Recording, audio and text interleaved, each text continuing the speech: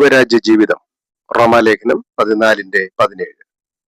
ദൈവരാജ്യം ഭക്ഷണവും പാനീയവുമല്ല, നീതിയും സമാധാനവും പരിശുദ്ധാത്മാവിൽ സന്തോഷവുമാകുന്നു.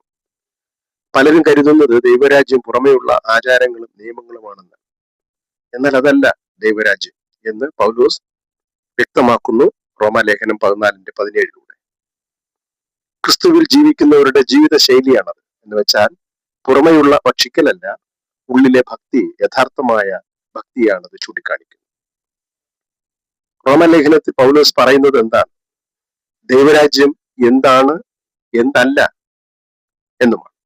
പുറമെയുള്ള കാര്യങ്ങൾ, അതായത് ഭക്ഷണവും പാനീയവുമല്ല എന്നാണ്. എന്ന് വെച്ചാൽ പുറമെയുള്ള കാര്യങ്ങളല്ല, അകത്ത് വരുന്ന മാറ്റത്തെയാണ് അത് സൂചിപ്പിക്കുന്നത്. ദൈവരാജ്യം നീതിയാണെന്ന് പറയുന്നു. ക്രിസ്തുവിലൂടെ ലഭിക്കുന്ന ദൈവ നീതി, അത് പാപക്ഷമയിലൂടെയും വിശ്വാസത്തിലൂടെയുമുള്ള നീതീകരണമാണ്. ഇതിലൂടെ നാം നീതിയുള്ള ജീവിതത്തിനുടമകളായിത്തീരുന്നു. ചിന്തയിൽ, വാക്കിൽ, പ്രവൃത്തിയിൽ നീതിയുള്ള ജീവിതം ജീവിക്കാൻ സാധിക്കും. ദൈവരാജ്യം സമാധാനമാണ് എന്നും പറയുകയാണ്. അത് ക്രിസ്തുവിലൂടെ ലഭിക്കുന്നതാണ്. ഈ സമാധാനം ലഭിച്ച ദൈവരാജ്യത്തിലെ പ്രജ ദൈവത്തോടുള്ള സമാധാനത്തിൽ തുടരുന്നു. മാത്രമല്ല, മറ്റുള്ളവരോടും സമാധാനത്തിൽ ജീവിക്കുന്നു. നമ്മുടെ സഭയ്ക്കുള്ളിലെ ഐക്യവും സഹവാസവും ഈ സമാധാനത്തിൽ അധിഷ്ഠിതമായിരിക്കും. ആ വ്യക്തി സമാധാന ജീവിതം നയിക്കുന്നു.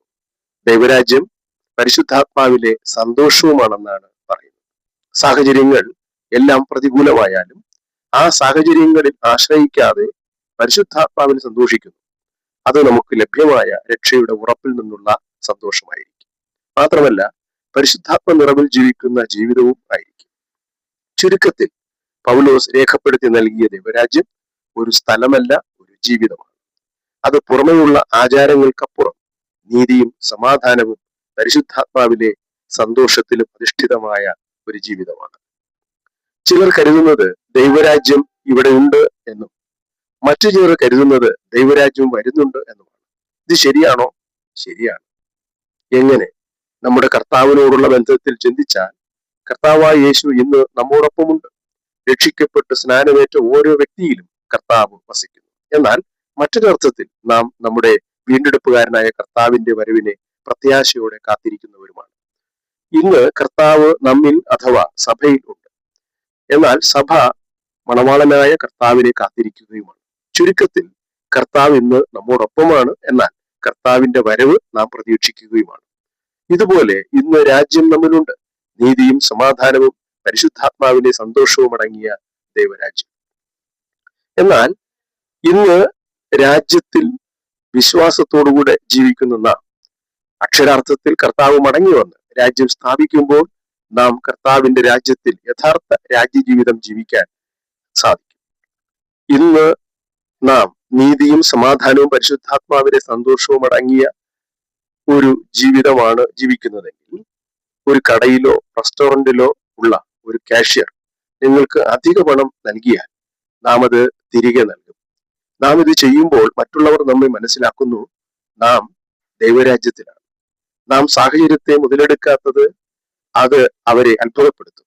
ഈ അധിക പണം തിരിച്ചു നൽകുന്നതും മറ്റുള്ളവരെ മുതലെടുക്കാതിരിക്കുന്നതും നമ്മുടെ ക്രിസ്തീയ രാജ്യ ജീവിതം ആണ്. രാജ്യജീവിതത്തിന്റെ യാഥാർത്ഥ്യത്തിൽ ഉള്ള ഒരു ഉദാഹരണം നമുക്ക് മനസ്സിലാക്കാൻ സാധിക്കുന്നത് സക്കായിയുടെ മാനസാന്തരമാണ്. സക്കായി തനിക്ക് കർത്താവിനെ കണ്ടുകിട്ടിയ ശേഷം താൻ കർത്താവിന്റെ രാജ്യത്തിലായി. നീതിയും സമാധാനവും പരിശുദ്ധാത്മാവിന്റെ സന്തോഷവും തനിക്കുണ്ടായതുകൊണ്ട് താൻ ലാഭമായി അധികമായി വരുമാനം നേടിയെടുത്തതിനെ അത് 4 മടങ്ങായി മടക്കി കൊടുക്കുകയും ദരിദ്രർക്ക് തന്റെ സ്വത്തിന്റെ പകുതി വിഭാഗിക്കുകയും ചെയ്യുകയാണ്.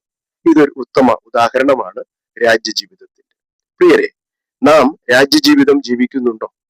നമുക്ക് നീതിയും സമാധാനവും പരിശുദ്ധാത്മാവിലെ സന്തോഷവും ഉണ്ടോ? ഞാനിവിടെ ദൈവരാജ്യത്തെ കുറിച്ചാണ് പറഞ്ഞത്. എന്നാൽ സ്വർഗരാജ്യവും ദൈവരാജ്യവും നമുക്ക് വേദപുസ്തകത്തിൽ കാണാൻ സാധിക്കും. ഇത് തമ്മിലുള്ള വ്യത്യാസം എന്താണ്? ആ ദൈവരാജ്യത്തിലെ ജീവിതവും സ്വർഗരാജ്യത്തിലെ ജീവിതവും തമ്മിൽ എന്തെങ്കിലും വ്യത്യാസമുണ്ടോ? ഇതിനെക്കുറിച്ച് താങ്കൾ ഇനിയും അറിയുവാൻ ആഗ്രഹിക്കുന്നുവെങ്കിൽ ദയവായി എൻ്റെ ഈ ചാനൽ സബ്സ്ക്രൈബ് ചെയ്യുകയും താഴെ കമന്റ് ചെയ്യുകയും ചെയ്യുക. ഈ വീഡിയോ താങ്കൾക്ക് ഉപകാരപ്പെട്ടുവെങ്കിൽ ദയവായി മറ്റുള്ളവർക്ക് ഷെയർ ചെയ്യുക. ദൈവം താങ്കളെ സഹായിക്കട്ടെ. ദൈവനാമം മഹത്വപ്പെടട്ടെ. ആമേൻ. you.